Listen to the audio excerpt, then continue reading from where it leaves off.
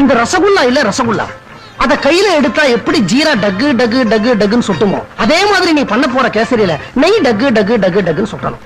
அப்புறம் இந்த பாசியில கால வச்சா எப்படி கைன்னு வழுக்குமோ அதே மாதிரி அந்த கேசரிய வாயில வச்சா கைன்னு வழுக்கிட்டு போய் குடல்ல தான் விழணும். யார் குடல்ல? கண்ணம்மா, நான் என் பொண்டாட்டி கிட்ட பேசிக்கிட்டு இருக்கேன், நடுவுல நீ தலையிடாத. உங்க பொண்டாட்டி ஆகிறதுக்கு முன்னாடி இருந்தே நான் இந்த வீட்டுல வேலைக்கு சேர்ந்துட்டேன். உடம்பு பூரா சக்கர வியாதி, ஈ மொச்சுக்கிட்டு இருக்கு. இந்த லட்சணத்துல கேசரியில ஐயாவுக்கு நெய் டக்கு டக்குன்னு சொட்டணும். கண்ணம்மா, நீ சும்மா இருக்க மாட்ட.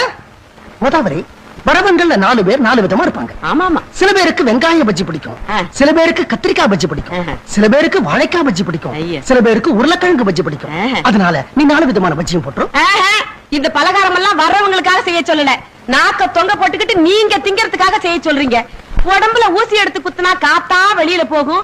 அவ்வளவு வாய்வு வாழைக்காய் பஜ்ஜி உருளைக்கிழங்கு பஜ்ஜி உடம்புக்கு ஒத்துக்குமா? கண்ணம்மா, இதெல்லாம் வாய் இருக்க முடியாம தின்னப்பட வேண்டியது.